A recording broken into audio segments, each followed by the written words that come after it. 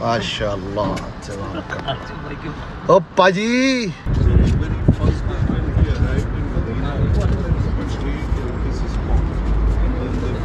Right in front of the mosque, there's also this massive square and all like I see the hotels around. Artinya ini akhir zaman ya Rabbana ya Karim ya Mujibas Sa'ilin la haula wala quwata illa billahil azim.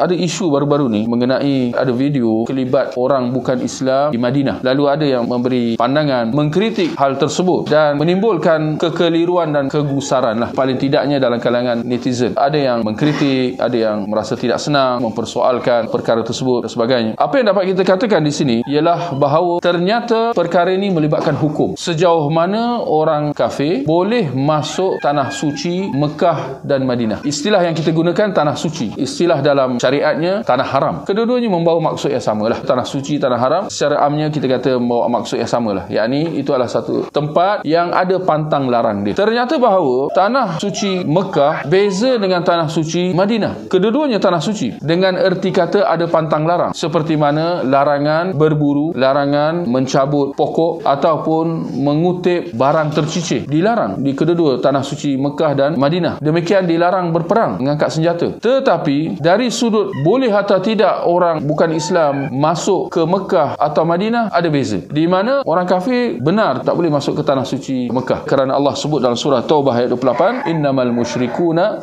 najas. Sesungguhnya orang-orang musyrikin najis. Yang dimaksudkan dengan najis di sini ialah najis maknawi, bukan hissi. Fala yaqrabu al-masjidal haram ba'da 'amim hadha. Maka janganlah mereka mendekati Masjidil Haram di Mekah sesudah tahun ini. Ini merujuk kepada peristiwa pembukaan kota Mekah pada tahun 8 Hijrah. Adapun tanah suci Madinah, ternyata bahawa sesudah turun ayat surah Taubah yang kita baca tadi, Nabi menerima kedatangan delegasi-delegasi orang bukan Islam, Thaqif dan Najran. Pada tahun berikutnya, boleh kita kata antara tahun 8 hingga 10 Hijrah, Nabi terima delegasi-delegasi orang bukan Islam di Madinah, bahkan menerima kedatangan mereka dalam masjid Nabi SAW. Antara lain, Nabi menunjukkan kepada mereka, baginda dan para sahabat solat berjemaah. Ini dalam satu peristiwa lah. Mereka datang, mereka duduk dan mereka menyaksikan Rasulullah dan sahabat solat berjemaah dalam masjid Nabi SAW. Bila benda ni berlaku? Sesudah turun larangan dalam surah Taubah yang kita baca tadi. Maksud di sini larangan masuknya orang bukan Islam khas buat tanah suci Mekah. Sedangkan Madinah ada keluasan. Keluasannya dari sudut mereka, kalau orang bukan Islam nak datang ke Madinah untuk tujuan perniagaan, untuk tujuan lawatan dan sebagainya, dibolehkan. Seperti mana delegasi diplomatik dan sebagainya, dibolehkan. Tetapi menetap tidak boleh. Kerana itu antara wasiat Nabi SAW supaya kaum musyrikin dikeluarkan daripada Jazirah Arab. Apa batasan Jazirah Arab itu ada perincian dalam kalangan para ulama. Nak kata itu antara wasiat Nabi SAW sebelum baginda wafat, dan ternyata bahawa benar-benar ia telah dilaksanakan pada zaman Umar Al-Khattab. Jadi itulah saya ingat pentingnya perkara ini dinilai dengan ilmu dan bukan emosi. Kalau ada yang bangkitkan kenapa sebelum ni tak boleh tapi baru-baru ni pula dibolehkan, kita kata ini melibatkan polisi kerajaan di sana. Dan saya ingat kita dekat negara kita pun hampir serupa keadaan. Kalau tak silap saya, dulu kita pun tak biasa juga dengan orang bukan Islam masuk masjid. Tetapi dengan dibangunkan Masjid Putra di Putrajaya, masjid yang besar, masjid cantik di tempat pelancongan dan sebagainya, maka pihak berkuasa melihat ada faedah, ada kebaikan dengan diberi ruang untuk orang bukan Islam datang masuk ke dalam Masjid Putra dan Masjid Besi itu. Dia sebenarnya adalah satu cara dakwah seperti mana yang dilakukan oleh Rasulullah SAW dan juga yang dilakukan oleh pihak berkuasa di negara kita. Dan itu adalah satu benda yang dibolehkan, diharuskan. Kalau Nabi membenarkan orang bukan Islam masuk masjid Nabi, maka bagaimana dengan masjid-masjid lain? Sudah tentu ada lagi keluasan, tapi dalam masa yang sama dengan kawalan dan batasan lah, supaya jangan dinodai kesucian masjid itu. Itu kita tak nafikan.